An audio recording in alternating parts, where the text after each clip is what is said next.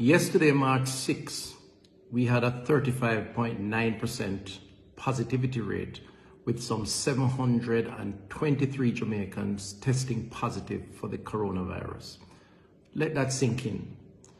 Let it sink in that that positivity rate means that our hospitals are going to come under pressure, significant pressure.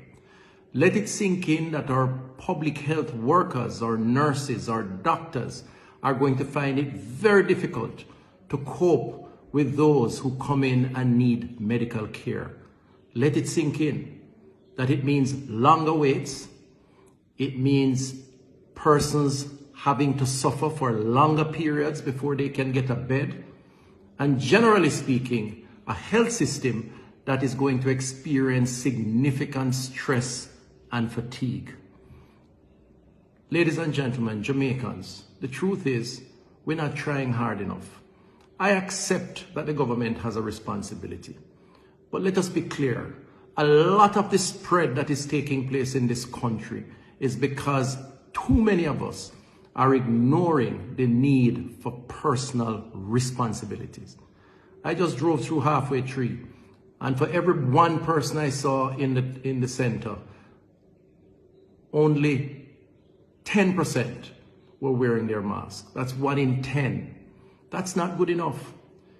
It must sink in to all of us that the government alone, the public health system alone, our nurses, our doctors alone, the cabinet of Jamaica alone cannot address this virus and its spread and the consequences that it will have on our people. It must sink in that 723 persons in one day, and more importantly, over 3 out of every 10 persons tested are positive, means that corona is right across the length of our population. It must sink in that if you continue to have the parties, the drink-ups, if you continue to ignore the protocols around gatherings, and you congregate and you don't wear the mask, then the chances of your getting the coronavirus are real, and the probability is increasing. And when you get to the hospital, the chances of your getting a bed is going to become less and less. Jamaicans, people will die. It's as simple as that. I am sorry if some persons are offended by this straight and plain talk, but I believe that it is very important that all of us appreciate and understand the consequences of our action. This is not an attempt to rid government of its responsibilities, contrary to what some may say or some may think. The truth is, we do not have enough policemen or soldiers to police every shop in Jamaica, to police every beach in Jamaica, to look over every single individual in this country.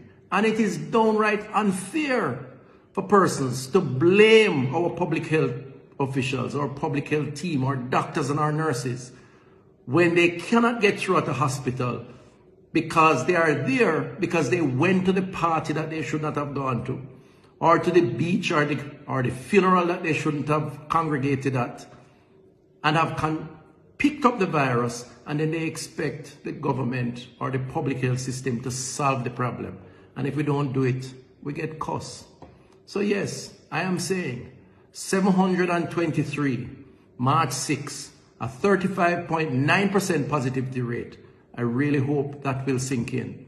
And it will sink in our consciousness to help us to understand the importance of personal responsibilities. You know, in many countries throughout the world, there is total lockdown when you have spread of this kind. This country, this government took the decision that people have to work. They have to go about their business. It is possible without spreading the virus if they obey the protocols. I say to you, too many of us are not. So 723 is a defining moment for us. And yes, I'm saying, let it sink in. And hopefully, in sinking in, many of us will understand why it is that we need to do better. We will continue to do what we must. as a public health system, as a government. We will work hard to provide the beds, to ensure that the doctors are alert, to ensure that you get triaged or looked after when you turn up.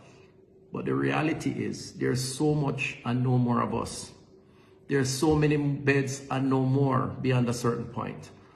And truthfully, it doesn't have to be this way. We don't have to have the overcrowding if we respect the protocols and take personal responsibility. I really hope for all of us, better days ahead. I believe there will be better days ahead. The vaccines are expected to arrive tomorrow and others to come later on.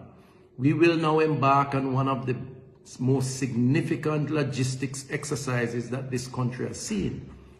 But it is important that we recognize that until then, we must observe the protocols. We must continue to wear the mask, continue to physical distance, continue to sanitize.